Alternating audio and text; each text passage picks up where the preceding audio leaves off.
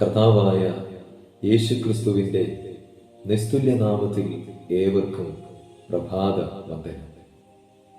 ഇന്ന് ജനുവരി മാസം 13-ാം തീയതി ട്രൂ വൈനിലൂടെ ദൈവവചനം ശ്രദ്ധിക്കുന്ന നിങ്ങളെല്ലാവരെയും ഓർത്ത് ഞാൻ ദൈവത്തെ സ്തുതിക്കുന്നു.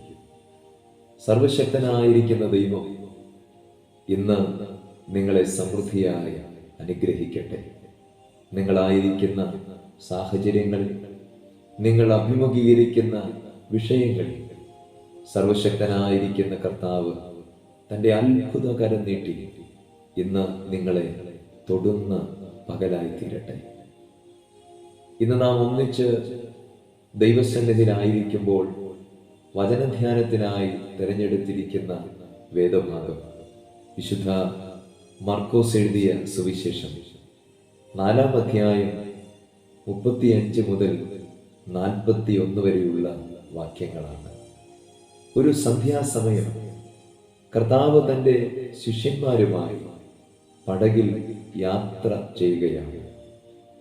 അല്പം മുൻപോട്ട് പോയി കഴിയുമ്പോൾ പെട്ടെന്ന് ഒരു വലിയ ചുഴലിക്കാറ്റ് ആ കടലിൽ ആഞ്ഞു വീശുകയാണ്. ശക്തമായ ചുഴലിക്കാറ്റിൻ്റെ ഫലമായി കടലിൽ വലിയ തിരകൾ ഉയർത്തപ്പെട്ടു. അവിടെ നാം ഇപ്രകാരമാണ് വായിക്കുന്നത്: തിര തള്ളിക്കയറുക കൊണ്ട് അവർ നന്നേ ഭയപ്പെട്ടു, പടക് മുങ്ങുമാറായി.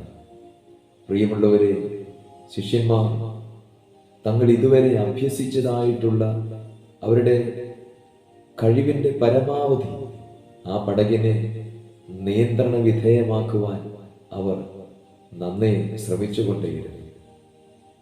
എന്നാൽ അവർ എത്ര ശ്രമിച്ചിട്ടും ആ പടകിനെ നിയന്ത്രണ വിധേയമാക്കുവാനായിട്ട് അവർക്ക് സാധിച്ചില്ല.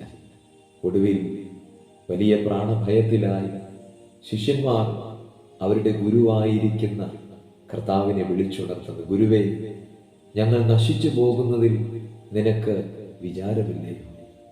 ഉടനെ യേശു കർത്താവ് എഴുന്നേറ്റ് കാറ്റിനെ ശാസിച്ചു, കടലിനോട് അനങ്ങാതിരിക്കുക, അടങ്ങുക എന്ന് പറഞ്ഞു. ഉടനെ വലിയ ശാന്തതയുണ്ടായി.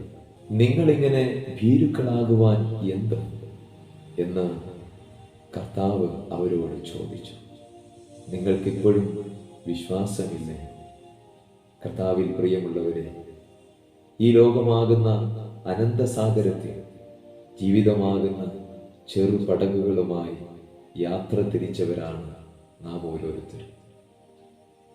പലപ്പോഴും ഈ അനന്തമായ സാഗരത്തിൽ നിന്ന് ഉയർന്നു വരുന്ന പ്രതികൂലങ്ങളുടെ നടുവിൽ, പ്രതിസന്ധികളുടെ നടുവിൽ നാം ഈ ശിഷ്യന്മാരെ പോലെ പതറിപ്പോയിട്ടുണ്ട്.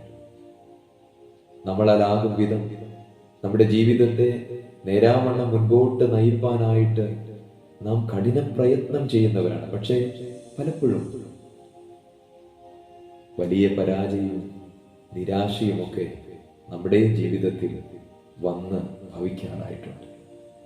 എന്നാൽ ഇന്ന് ഈ അനുഗ്രഹീതമായ പ്രഭാതത്തിൽ ഞാനൊരു കാര്യം ഓർമ്മപ്പെടുത്തട്ടെ.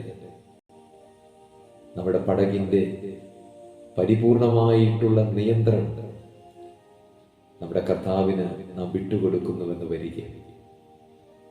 നമ്മുടെ ജീവിതത്തിന് വിരോധമായി ആഞ്ഞടിക്കുന്നതായ ഏത് പ്രതികൂലത്തെയും,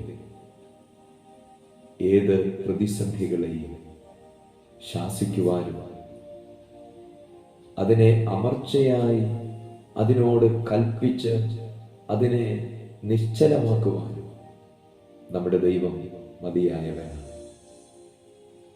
എന്നെ കേൾക്കുന്ന പ്രിയമുള്ളവരെ, ജീവിതത്തിൻ്റെ പ്രശ്നങ്ങളാണ്, ജീവിതത്തിലെ ഭാരങ്ങളാൽ നിങ്ങൾ ആകുലപ്പെട്ട് കഴിയുന്ന ഒരു വ്യക്തിയാണ്. മുൻപോട്ട് ചലിക്കുവാൻ കഴിയാത്ത നിലകളിൽ പ്രതികൂല കാറ്റുകളാൽ പടക് ആടി ഉലയുമാറായ സാഹചര്യങ്ങളിലൂടെ നിങ്ങൾ കടന്നു പോകുന്നവരാണ്. നിങ്ങളുടെ പടകിനെ നിയന്ത്രിക്കുവാൻ, നിങ്ങളുടെ മുൻപിലുള്ള സാഹചര്യങ്ങളെ ശാന്തമാക്കുവാൻ വളരെ സമാധാനത്തോടെ തീരെ തണയ്ക്കുവാൻ കഴിവുള്ള ഒരു ദൈവമുണ്ട്. അവൻ്റെ സന്നിധിയിൽ ഇന്ന് പകലിൽ സമ്പൂർണമായി സമർപ്പിക്കാം. അതിന് ദൈവത്തിൻ്റെ പരിശുദ്ധാത്മാവ് ഈ വചനങ്ങളാൽ നമ്മെ സഹായിക്കട്ടെ. ഞങ്ങളെ സ്നേഹിക്കുന്ന ഞങ്ങളുടെ നല്ല ദൈവമേ, സ്വർഗീയ പിതാവേ, ഈ മനോഹരമായ പ്രഭാതത്തിനായി ഞങ്ങളങ്ങേ സ്തുതിക്കുന്നു.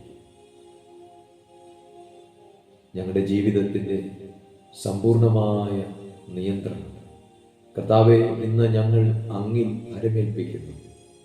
ഞങ്ങൾ പലപ്പോഴും ഞങ്ങളുടെ കഴിവിലും ഞങ്ങളുടെ അനുഭവ സമ്പത്തിലും ആശ്രയിച്ച് ഞങ്ങളുടെ ജീവിതത്തെ മുൻപോട്ട് നയിപ്പാൻ ശ്രമിക്കുന്നവരാണ്.